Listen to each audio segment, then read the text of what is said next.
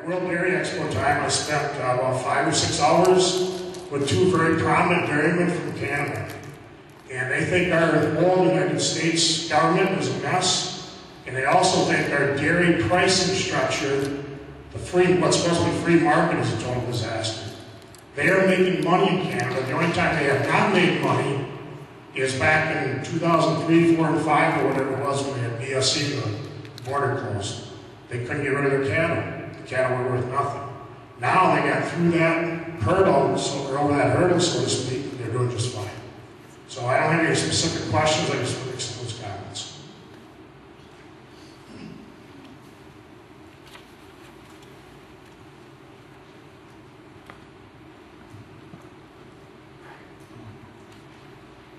I heard Lucas say that Holstein, well, I'm a little bit familiar with the Holstein plan, and at least they have a plan. I respect a group of people on that committee.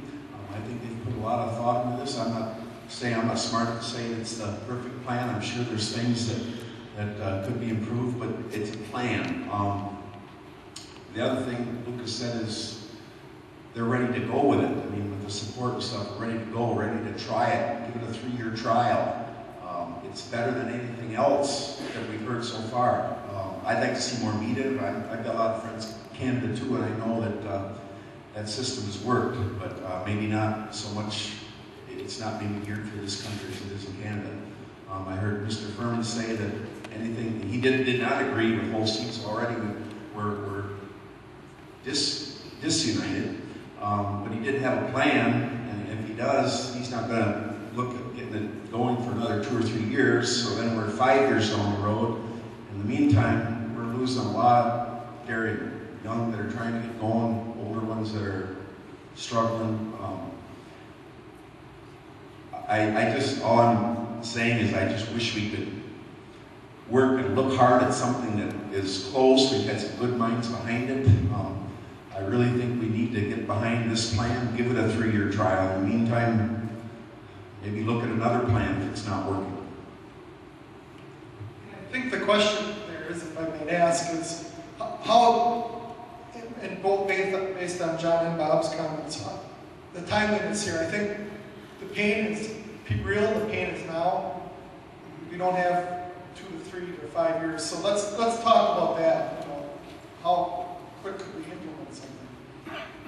Okay, I'll make a couple comments. First of all, on the pain now, you know, again, back to National Monk didn't put CWT in place. The CWT, if you look at last January when this crash really began, December and January, you know, there were projections that there were 300,000 too many cows, or 300,000 cows more than what demand would call for.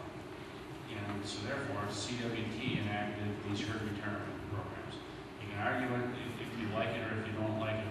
Fact of the matter is, between January of last year and now, they're taking out 250,000 cows. If that program would not have been in place, some of those cows would have gone, but a lot of them would not have. And the prices would not be in the recovery mode like they are today. Now, I know that the prices aren't yet where they need to be, but they're actually on the way back. Economists last year said that if you did nothing, if you just let natural forces take place, and the normal contraction of the dairy herd to get to that level, it wouldn't happen until next March. So there's been a lot of things that have been done. For the short term today, to fix the problem today or for in the next 6 months, I'm not sure that there's anything other than what the government is doing. You know, there's $290 million that they're going to do some cash payments, and the $60 million to buy surplus products. I think both of those things will help substantially. Even a simple thing like that, to get that $290 million, I mean, they can't just turn the switch and mail the checks out. It's got to be this bureaucratic nightmare, and then you're not going to see those checks probably until sometime in December. You know, so simple solutions like that don't even happen timely. So I don't think that there is, to be real honest, anything that we can do today or in the next month or two that's going to be a magic wand to fix the problem that we're in, unfortunately. Yeah, I'd agree with the last statement. Nothing's to be a magic wand to clear this whole thing up. But I thank you for the comments. I think what we have is something moving forward, and I think no, it's not going to get in place tomorrow, but we have support of the dairy industry in Congress and in the Senate if we can come together with one plan. the $350 million extra dollars was brought together by an independent in Vermont, and there's enough dairy states that were affected that everybody had to latch on and say, yeah, we understand that we support the dairy industry, we need to support them.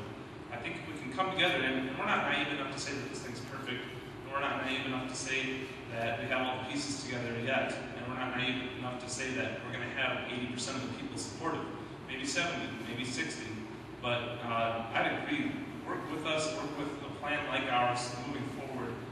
We think that, while some people want to wait, we really think that we can do something in the short term. Prices are going to go up, but what's going to happen next time? The Farm Bill is going to be debated in 2012 and probably passed in 2013.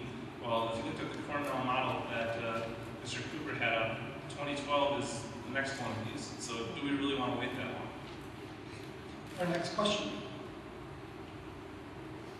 I've been dairy farming for over 60 years, and I'm a lot older than any one of you gentlemen on the stage up there.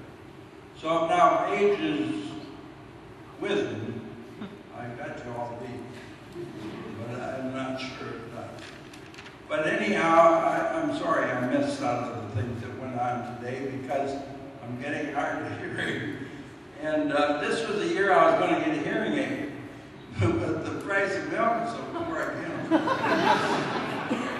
But anyhow, what I wanted to say was that I've gone to a lot of co-op meetings, belonged to co-ops for dairies all my life.